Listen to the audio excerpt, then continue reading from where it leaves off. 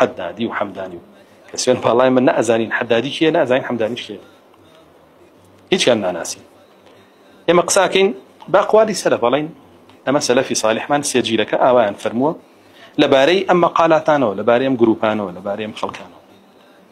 لكاتك سيجي لك هي هزارو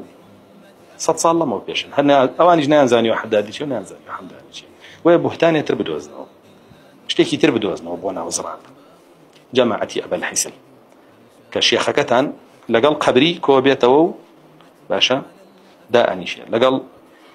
جهمي كوبيتو داء شيء لقل ولي أمري كوبيتو داء شيء لقل حزبي وديمقراطي خواص كوبيتو داء شيء لركخا وكا بردوام لقل يعني همو كوبونو وكوركاني لقل وان بوشي كوبيتو لقل يعني داء شيء لبروي أواني بيا مسلمانة باشا أواني همي بيا مسلمان يعني أوي أوان لسرين شيخ كتان بإسلام يزاني أواني همي بيا مسلمانة لبروي أوي أوانيش بالتوحيد وبإسلام زاني وقر بي إسلام نبي بديه بيلي يعني لقال يعني كون أبيتو أبو شوا والله إما بيك ودعواك يك دعوة سرخين يك دين سرخين كاتم يعني يك دين استتوك جواني بولي أمريكان توك جواني بديمقراطي خوازكان توك جواني با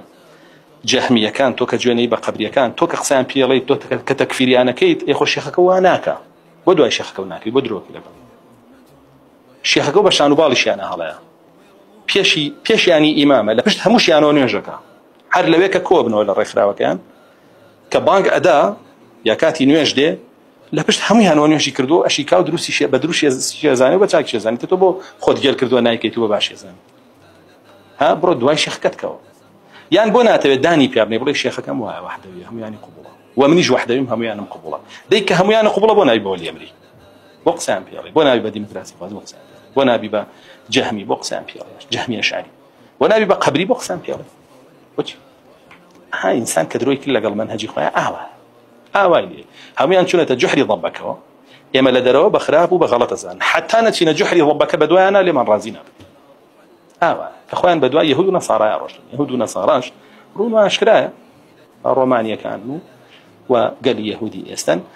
كلسرت هاي إسلامه أوان لسنجرابون ألم ديني إسلامه جروبيان بودروس كر هلا سبق يكان شيعة سر لقال شيعة جيك شيعة بوبا مجاهد عميان لنا جحر ضبك أم بيكو أوان شامبيون مجاهد أوان شامبيون راستو ما بيا يهودي لا والتماشان كمان لجحر ضبك أكو بنتو لو سيدي ما كان وانا خويا النبي كسيان في مسلماني قربان جانوك يو بيننا جحر ضبك وهرتشي بخلات داينين وبإسلامي قبول كين واناكن بس إسلامي حقيقي ما قبول يتري أو بخوت لنا أو جحر ضبايا لنا أو كني بزن مجار هوار كانوا قصبلين بهتان دروس كانوا شد بهونا حتى أكل قيامتها بيك بينه أقدر يوم بعبتانا هم يعني شون بنابيا يعني إلا توش بدوان كبيرة قال أنا بري باشا إذا حسوديشن بو منهجي كتورة سريتي وكشون يهود حسود بو دين الإسلام أم يحسدون الناس لرا فرميتي علاماتهم قال الكلبي الناس في هذه الآية النبي صلى الله عليه وسلم فرمي كلبي فرمي دي الناس لرا كفرمي يهود حسودي أبا بناس ما بسي رسول الله صلى الله عليه وسلم بلام خوي ابن عباس فرمي يحسدون الناس يعني المسلمين أصحاب رسول الله صلى الله عليه وسلم على ما آتاهم الله من فضله أفرمي آتاهم الله من فضله أويك الله فضلي خوي كذا أو رسول الله صلى الله عليه وسلم يهود حسودة بشي برسول الله وبشوين كوتوا حقيقة كان شيك الصحابة أمر جبينين